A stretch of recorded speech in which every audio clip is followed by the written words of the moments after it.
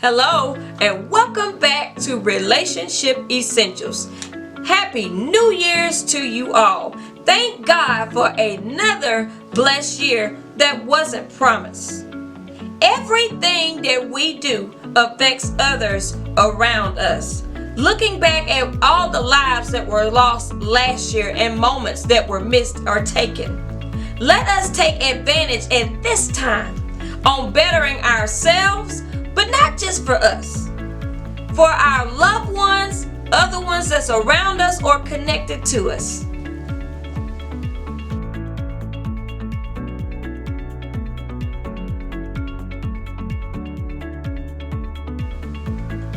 Lifestyle changes. How can I better myself? Tip number 1. We have to know that it starts in the mind.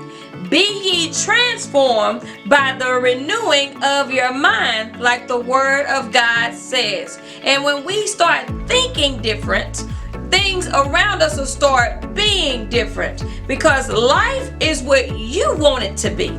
With God's help, it's what we desire for it to be. It doesn't matter if you didn't have a father growing up, a mother growing up, but if you want to be that mom that you see and have or designing yourself to model after that perfect example, then you can do those things. Be who you want to be. Tip number 2, set some short-term goals. After we've changed our mindset and the way that we think, we need something to help us stay on track. Let us set a lot of short-term goals. And the reason why we say short-term is because we know that these are goals that you can reach in a shorter time that'll keep you encouraged, because we do have a big goal in the big picture. And a lot of times, so many get discouraged with what is at hand at the big term goal, which is the ultimate goal that you have, that you stop. But this is to encourage you, and this is why we set some short-term goals, because they help us achieve steps to get to the big goal. So let us take the time to write it down. And when we write these things down, just trust God and have faith and keep moving. If you stop, start back again. And don't forget to celebrate yourself after you've taken care of a short-term goal. Tip number 3. You gotta ask for help. We gotta ask God for help, because we cannot achieve any of this without His help. And we need to realize that others are here to help us as well. We are not in this alone. A lot of times people fail in life because they simply had the mindset, the thought, I can do this by myself.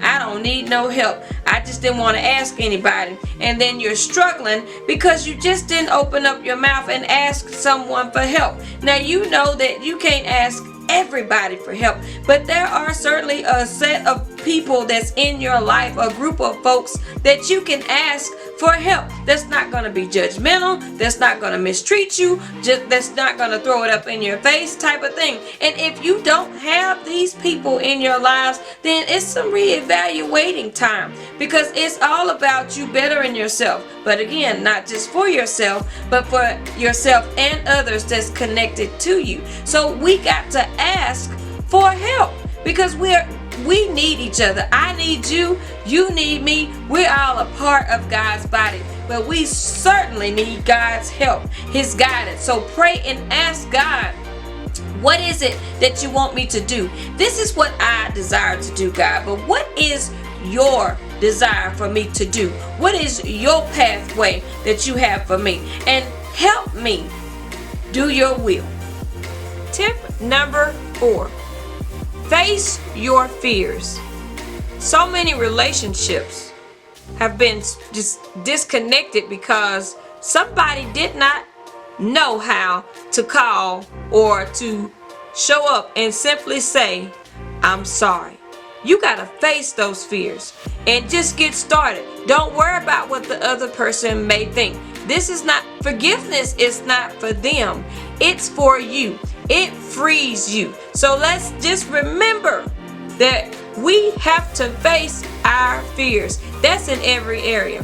Fear of being a good father, fear of being a good mother, fear of quitting on the assignment. So some may just say, well, I'm just not going to get started, because if I started and just quit, then I let myself down, causing more hurt. Well, if you start and quit, at least you know that you were able to accomplish some of it. Now you know what it takes. Start thinking, hey, I got what it takes. I might not have passed or finished or succeeded the first time, but second time is a charm. Third time is a charm. Fourth time even. Whatever number it is, just keep getting back up. If you fall down 6 times, get up 7. So face your fears. Don't allow time to go by and pass on and you can't speak to your loved one, because tomorrow is not promised. Call that person, apologize, call that person, make it right. Let them know how you feel, because we just don't know. We are living in uncertain times. This is a pandemic, y'all. Take this time, take advantage of this time at bettering yourself. I'm doing this not just for them, because I want them in my life. And don't be, a fool for anybody. And we have to apply ourselves though. Well, if they don't chase me, I'm just not going to show up. If they don't call me, you call them sometimes. You be that person, because this is what you want. And there is nothing wrong with wanting somebody in your life. Now, when they don't want you in their life, that's another story. But you gotta get over that fear and say something to them. Say something about what's going on in your heart, because you may not get that another chance. Tip number 5: stay focused.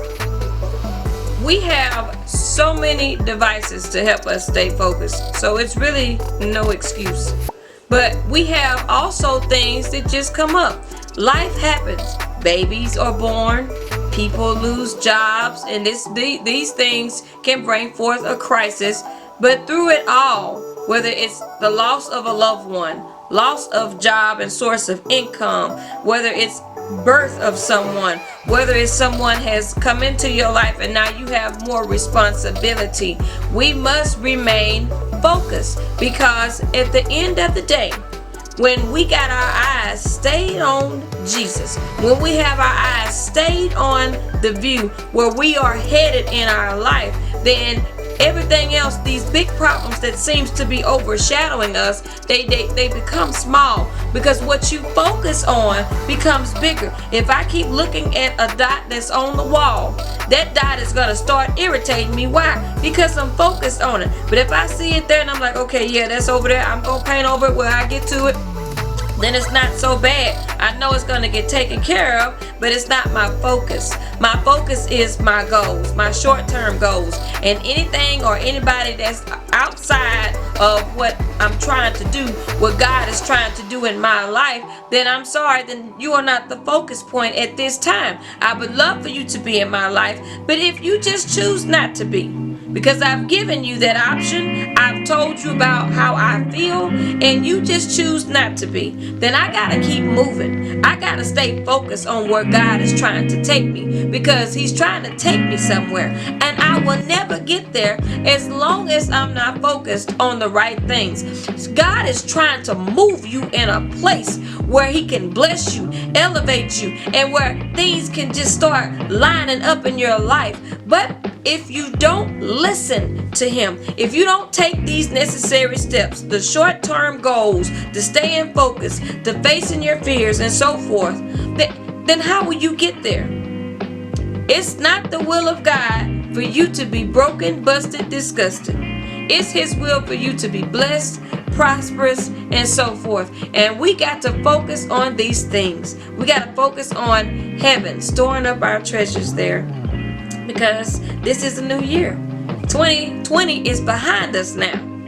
We can't continue on looking at 2020 and living like we are still in 2020. And what do I mean when I say that? Living in fear, people. No, let me help you out, because some people might take this wrong. When I say living in fear, I mean you're afraid of everything. Now you need to wear your mask, protect yourself. This is the new year. And enjoy what time God has placed us here, left us here. Enjoy that time. That's why I say call that loved one. That's why I say make it right. That's why I say show up at the door if possible. Show up at the door. Do what you need to do with God's help. Pray about it first, because everybody's not approachable. I get that. But you got to do your job. You got to start. Get started. Don't quit. Stay focused and stay with God. I love you all. And I pray that this helps you this year, getting started in 2021. It's a new year. It's a new day.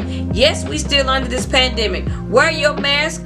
Get you some hand sanitizer and keep it with you. Put your gloves on and continue to spread the word of God. Continue to sow seeds in others' lives. Continue to make a difference. That's what this is all about. Because what you do truly affects not just you, but others around you. So my goal for this year, and I know my husband has his goals, and he's talked about it because he wants to better himself for his family. That's love, because when he betters himself, it's not just for him. It's for all of us that's connected to him. And I thank God for that. My goal is to better myself as well. And let me give you a little bit more detail. My goal is to get better with working with computers, because I want it to be like hand in hand when I work with my husband, because it doesn't just affect me, it affects everyone around me. And it certainly affects you all, because you get to see the work that God has allowed me to do, that I've learned. So that's one short-term goal that I have, to work to a big one, and I won't say at this time. But my goal is to make sure that I tell each and every individual that I come in contact with, that I talk to on a daily, don't forget to tell them I love them. Don't forget to show them I love them when I talk to them, because those I love yous mean a lot. And show them that I love them as well. Give up myself more so that others can be blessed and happy. That's a short-term goal. So I pray that you all start writing down your short-term goals, asking God for help, and realizing that you are not in this by yourself, and staying focused. I will talk to you all next time, Lord's will. Bye-bye.